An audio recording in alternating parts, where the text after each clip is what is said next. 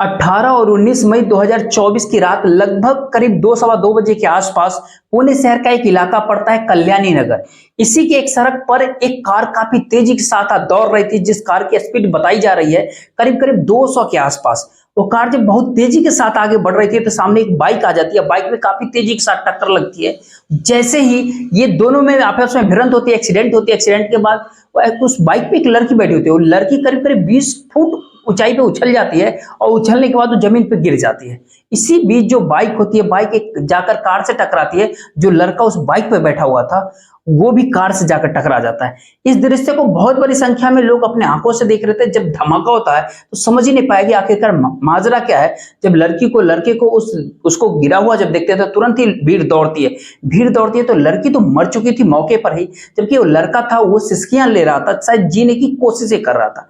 इसी बीच में भीड़ का एक हिस्सा उस कार के पीछे दौड़ता है और वो कार कुछ ही दूर पर जाकर के रुक जाती है। एक तरफ तो उस लड़की को उठाते हैं, अस्पताल पहुंचाते हैं, लड़के को अस्पताल पहुंचाते हैं, लेकिन डॉक्टर उस लड़की को मृत घोषित कर देते हैं और लड़कियों को भी मृत घोषित। कार जो थी वो भी रुक जाते हैं, उसके एयर बैलून जो थे वो खुल जाते हैं।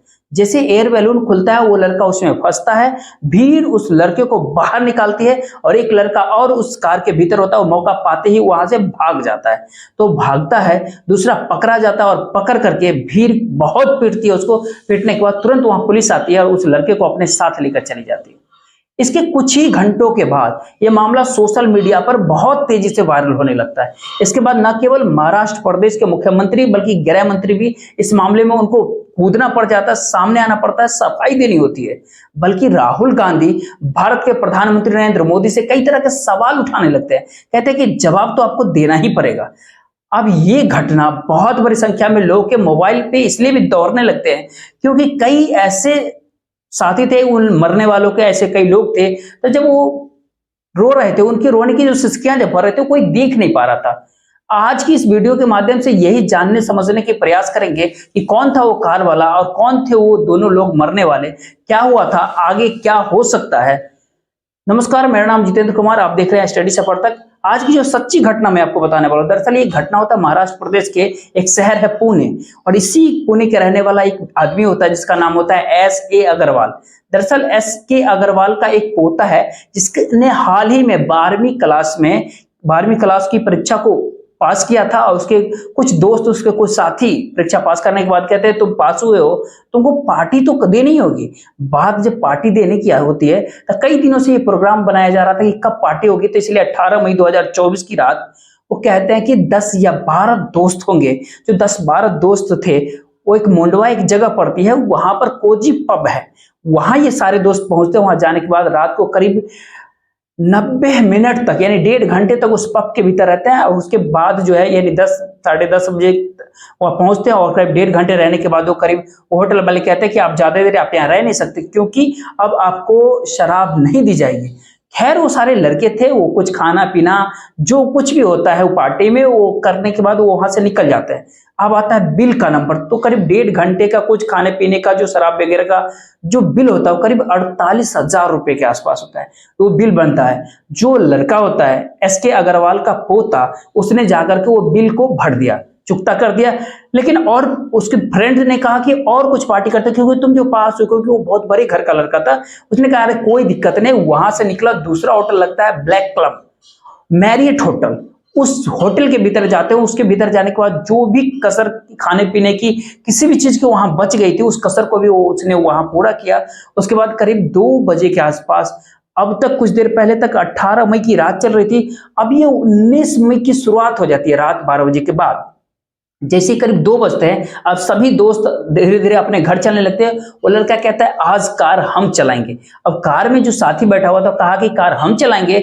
12वीं पास किया था, जिसकी उम्र करीब 17 साल 18 साल के आसपास बताई जा रही थी। उस लड़के ने जैसे ही कार में बैठता है, कार में बैठने के बाद अब उसे जितनी ताकत से उसकी स्टेयरिंग पकड़ सकता था, जितनी ताकत से उसका गियर लगा सकता था, उसने जो खुशी के जो उसके पल थे उसने पूरी ताकत दिखाई।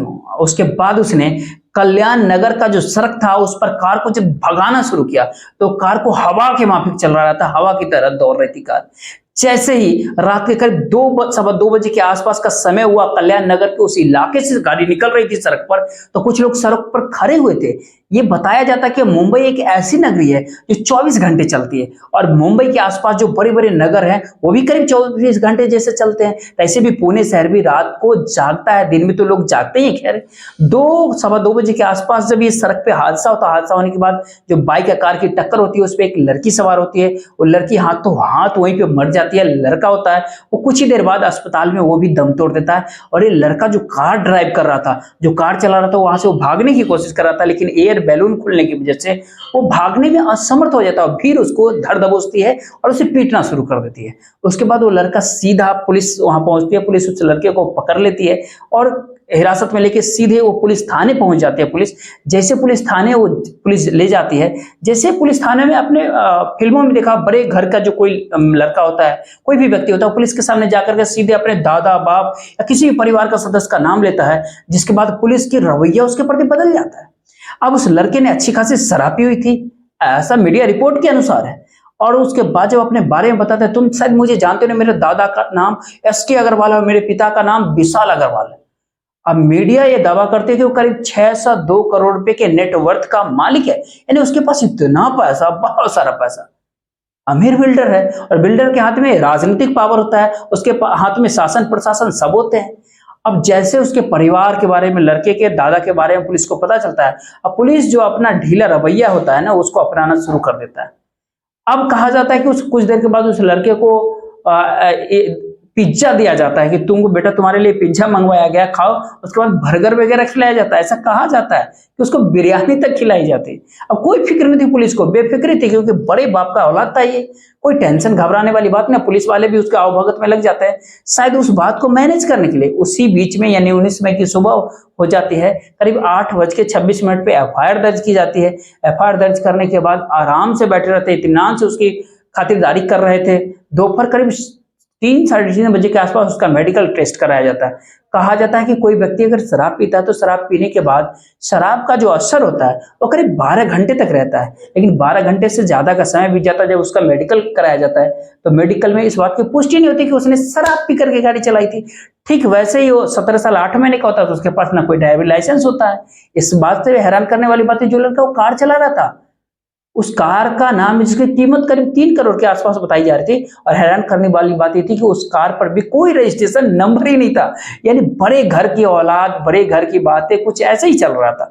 पुलिस वाले सीधा उस लड़के को अब यहां से करीब 15 घंटे के आसपास उसके बाद किशोर न्यायालय जो होता है वो जज साहब के पास पेश करते हैं। कहता है कि साहब एक्सीडेंट हो गया है। इस तरह से बहुत ही सामान्य तरीके से उस लड़के को पेश किया जाता है। जो मेडिकल रिपोर्ट थी वो मेडिकल रिपोर्ट मौके पे दिखा दिया जाता है। जज ने जैसे उस लड़के की तरफ देखा, देखने के बाद अब पता नहीं कि जज साहब भी बड़े घर के जो करोड़पति अरबपति जो होते हैं उनके प्रभाव में थे, या फिर अपने हिसाब से जो रिपोर्ट थी पुलिस की उसके हिसाब से चल रहे थे। उन्होंने उस लड़के की तरफ देखा और देखा, क्या था कि तुम्हें 300 शब्दों का एक निबंध लिखना पड़ेगा। जैसे निबंध लिखने वाली बात आती है, क्योंकि नाबालिग होता है, इसने वो निबंध लिखना शुरू कर दिया। करीब 300 शब्दों का निबंध लिखा गया।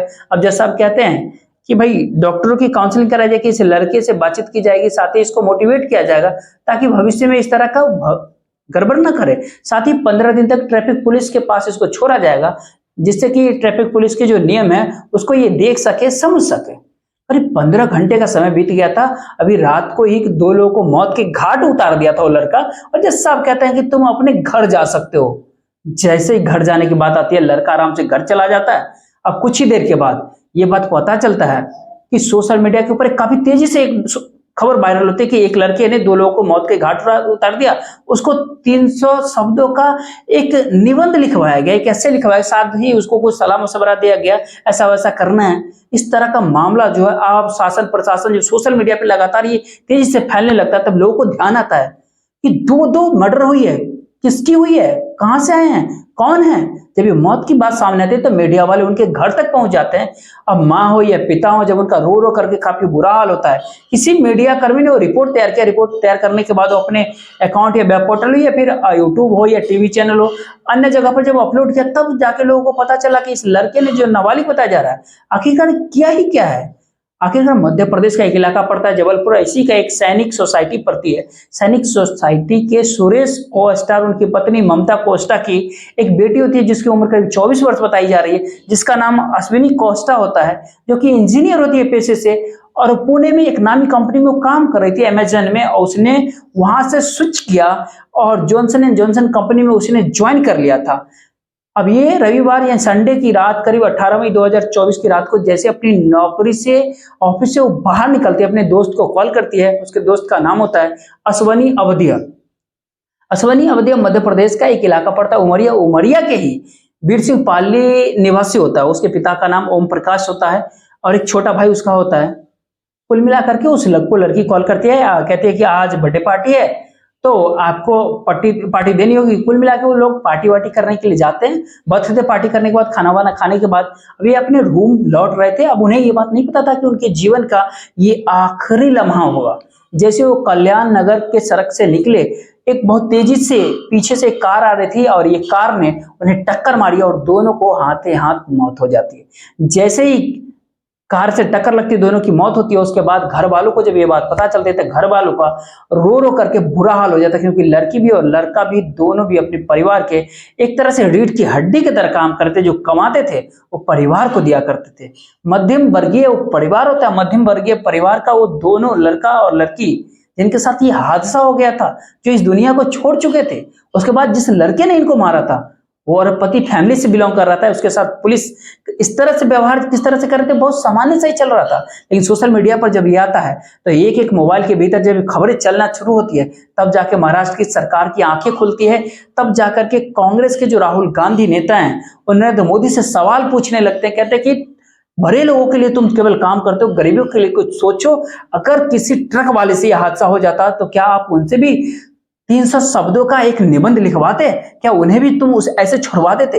इसलिए इस लड़के पर कुछ ना कुछ बड़ी कार्रवाई होनी चाहिए। और महाराष्ट्र प्रदेश के मुख्यमंत्री, उसके गृह मंत्री दोनों ही जब ये बात बोलना शुरू करते हैं, तब जाकर के जो आईजी साहब होते हैं महाराष्ट्र के, कमिश्नर अमितेश, वो कहते हैं कि हम जो किशोर न्यायालय का जो मामला है हम उच्च न्यायालय में जाएंगे, इसको इससे बड़े न्यायालय में, वहां जाने के बाद हम अपील करेंगे ताकि इस लड़के के ऊपर एक बड़े लोगों की तरह, जैसे 18 साल के ऊपर के लड़के ऊपर जैसे मुकदमा चलता है, इस तरह से इस पे भी मुकदमा चले। फिर गिरफ्तारी की बात शुरू होती है। लड़के के पिता ने जो कार, उनकी भी गिरफ्तारी होती है।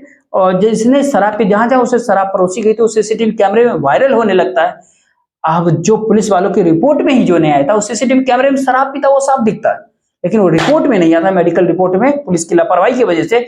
लेकिन जैसे पिछले दिन एक फिल्म आई थी ना, जोली, एक अरशद वारसी की फिल्म थी अक्षय कुमार की, किस तरह से गरीब आदमी न्याय के लिए भटकते हैं और अमीर आदमी किस तरह से कानून का धज्जियां उड़ाते हैं। ठीक इस केस में भी कुछ ऐसा ही हिट एंड रन मामले में हुआ है। जैसे इसलिए अमितेश कुमार जो पूरी तरह से ये इसमें जुट जाते हैं और कहते हैं हम उम्मीद दिलाते हैं, भरोसा दिलाते हैं इस मामले में कुछ कार्रवाई होगी। और फिर मुख्यमंत्री बोलने लगते हैं, गृह मंत्री बोलते हैं, सब तरह के लोग बोलते हैं। फिर जाकर के बात आती है कि मीडिया के भीतर कहा जाता है कि एसके अग्रवाल करीब 40 सालों से ये बिल्डर का काम कर रहे थे। इन्होंने अपने बहुत सारा इन्होंने पैसा कमाया अपने जीवन में। बताया जाता है इनका जो संबंध है वो छोटा राजन से भी संबंध था। छोटा राजन का इस्तेमाल किसी को पिटवाने, मरवाने और धमकी दिलवाने के लिए किया करते थे। हालांकि कोर्ट में मामला विचाराधीन है, उस मामले में कुछ ज्यादा कुछ हुआ नहीं। लेकिन कहा जाता है एक महिला ने ट्वीट किया, ट्वीट करने के बाद उसने कहा जिस लड़के ने एक्सीडेंट किया था सर, वो लड़का कुछ दबंग प्रवृत्ति का है, उसके पीछे एक पैसे का नशा है। इसलिए उस लड़के ने उस महिला के बेटे के साथ अभद्र व्यवहार किया था। उसने जाकर के कॉलेज में शिकायत किया, लेकिन कॉलेज वालों को इस बात का कोई असर नहीं पड़ा क्योंकि वो अमीर बाप का बेटा था। इसलिए वो महिला अपने बेटे को ही बाहर निकाल लिया। आगे कोर्ट, वकील क्या क्या दांवपेच खेलेंगे, किस तरह से इस अमीर शहजादे को बचाने की कोशिश करेगा। लड़का कहाँ रहा, 17 साल 8 महीने का, बस 4 महीने बाकी थे उसके बालिक होने में। क्या भविष्य में उसके साथ ठीक वैसा ही केस चलेगा जैसे एक बालिक के साथ केस चलता है, या फिर वैसे चलेगा जैसे कि जोली एलएलबी के फर्स्ट पार्ट और पार्ट 2 में चलता है। पूरी घटनाक्रम सुनाने का उद्देश्य किसी को परेशान करना नहीं आपका दिल दुखाना है, बल्कि आपको जागरूक करना, आपको सचेत करना है। आप जहां भी रहे सुरक्षित रहे। और एक बात और कि उन सारे मामलों की कार्रवाई बहुत जल्दी होती है, जैसे सोशल मीडिया पे वायरल होता है। अगर ये सोशल मीडिया पे वायरल नहीं होता तो अभी भी ये मामला खुल करके सामने नहीं आता कि 3 करोड़ का कार चलाने वाला एक 17-18 साल का लड़का किस तरह से एक लड़का एक लड़की यानी 2 लोगों की मौत के घाट उतारकर आराम से 15 घंटे के बाद ही वो जमानत प्राप्त कर लेता है। और ये कहा जाता है कि उसके पिता उसके दादा का जो रसूख होता है वो उसके काम आ जाते हैं। दोस्तों, सब लोग अपना अपना ध्यान रखें, अपनों का ध्यान रखें, सुरक्षित रहे। बाकी आपको क्या लगा, कैसा लगा वीडियो, कमेंट जरूर कीजिएगा। वीडियो को लाइक और चैनल को सब्सक्राइब, वीडियो को शेयर जरूर कीजिएगा। जय हिंद, जय भारत।